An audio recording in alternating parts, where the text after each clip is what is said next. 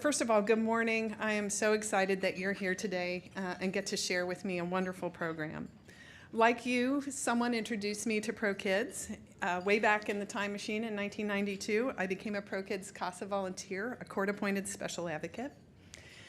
My parents taught me growing up that justice is worth fighting for, and I went to law school to learn how to be a lawyer, but it was actually volunteering at ProKids that truly taught me how to advocate.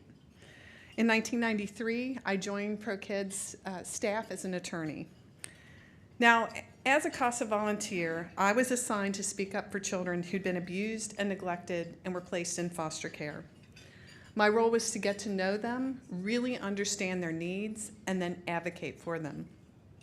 I was privileged to work closely with ProKids staff, including my supervisor, known as a CASA manager, and a ProKids attorney, and together we were an advocacy team.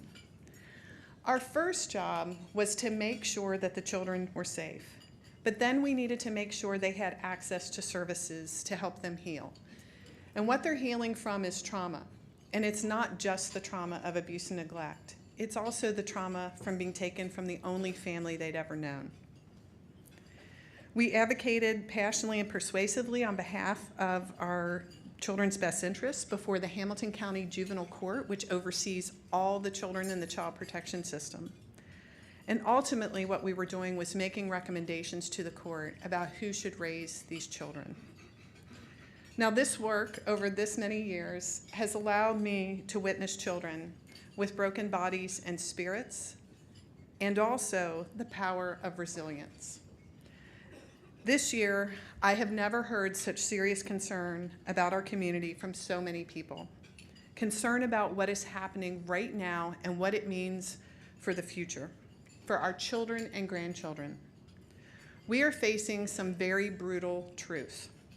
Abuse and neglect, mental health, substance abuse, and poverty are completely intertwined, leaving kids so traumatized it affects every aspect of their lives.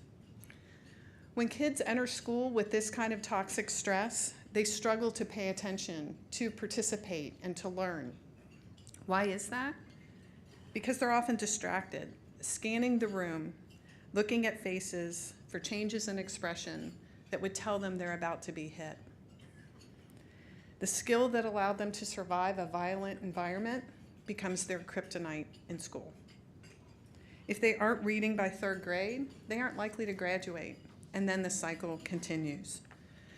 Now, people have also told me this year how sickened they are about young children being terrorized by violence, who then grow into teens full of very deep despair, who begin to self-medicate, resulting in babies born suffering painful withdrawal from drugs with no family to hold them or comfort them. I can't stand it, and I bet you can't either. Growing up, my dad often said, you're either part of the problem or part of the solution. There are no sidelines to watch from. It is painful and heartbreaking to know that children suffer, but the truth is we are not helpless. We have the power to save them, and we're in the fight of our life as a community. Now, what is at the core of all that is tragic and all that is beautiful is family. Your family, my family. Families a couple of blocks from here or families miles from here. It's the families we're born into and those we create that are the foundation of everything we achieve, and also they create our community. And our community is the true legacy we leave our kids. Now, ProKids exists because of children right here in Cincinnati who've been abused and neglected so severely they've been taken from their families and entered the child protection system. In Hamilton County alone, that's about 4,000 children. These are the worst of the worst situations of the 16,000 children annually who receive help from the county due to maltreatment. And they stem from more than 65,000 calls a year to 241 Kids to report suspected abuse and neglect. ProKids' vision is a safe, permanent, and nurturing home for every child.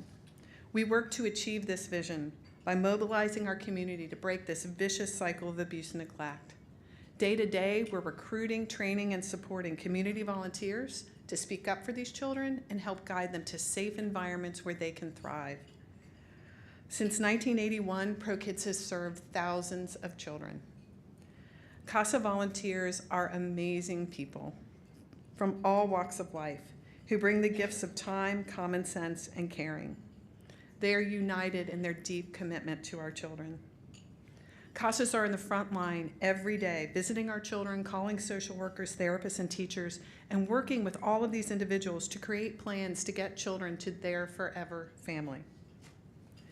ProKids volunteers and staff collaborate with all sorts of busy, hardworking professionals from every system that touches a child's life.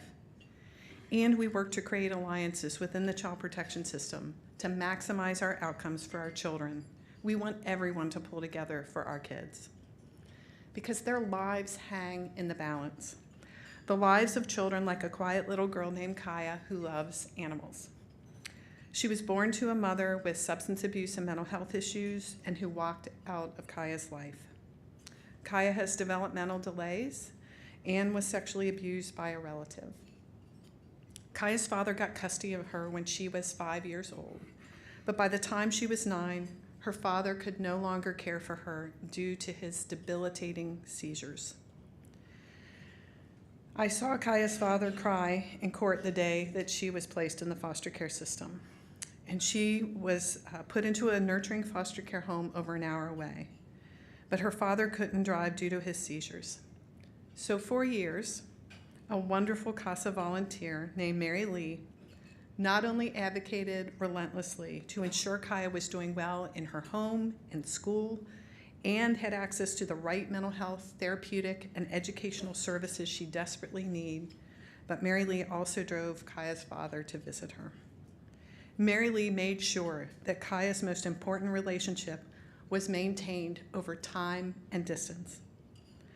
Last year, Kaya's father had brain surgery in a last-ditch effort to control his worsening seizures.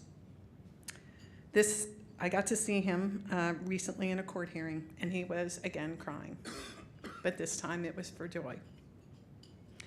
It was the last hearing about Kaya because she was now reunited with her father.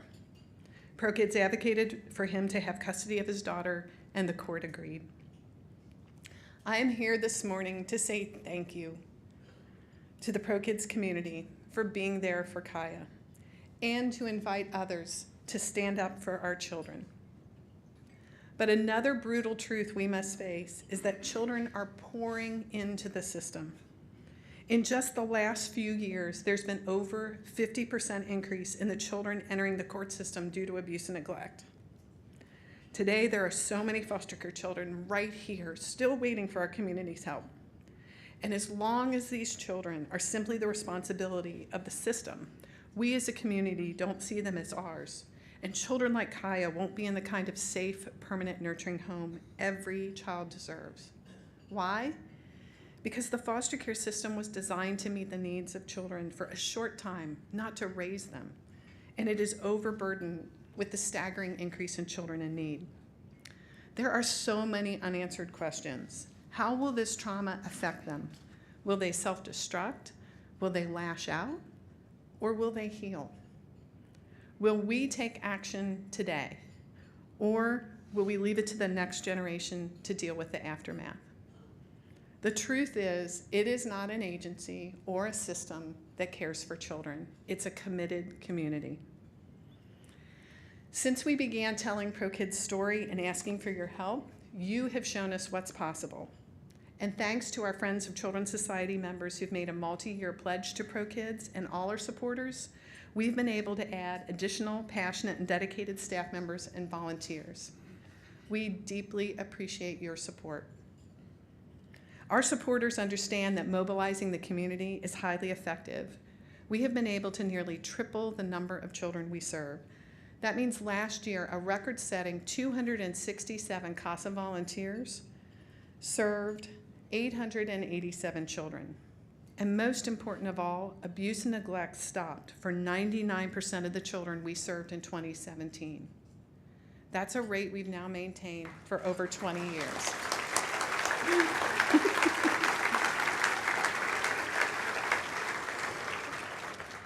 But there's a lot more to do, and our urgent goal is to get the community's help to all the children in need.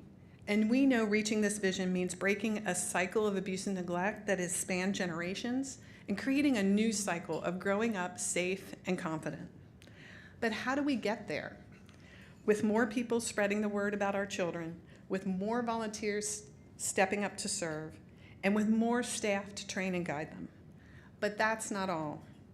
We need to disrupt the influx of children into the system by launching new strategies to locate caring and capable relatives to take custody of our children.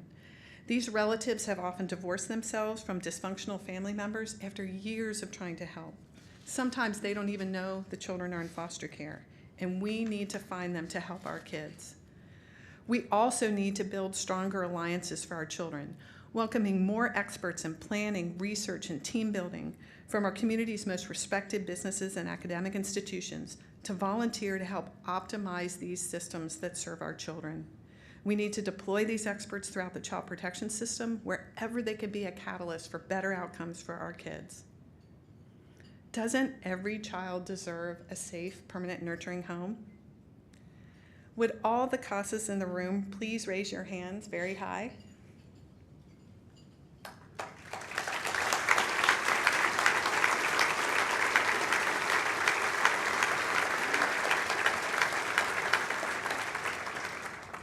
Thank you for giving our children a voice and a chance at a childhood. Now they all raised their hands to commit to help putting the pieces of a child's life back together one piece at a time, and our community back together one child at a time. They can't do it alone. They need others to commit to stand behind them. I hope you will join them today and raise your hand. Thank you.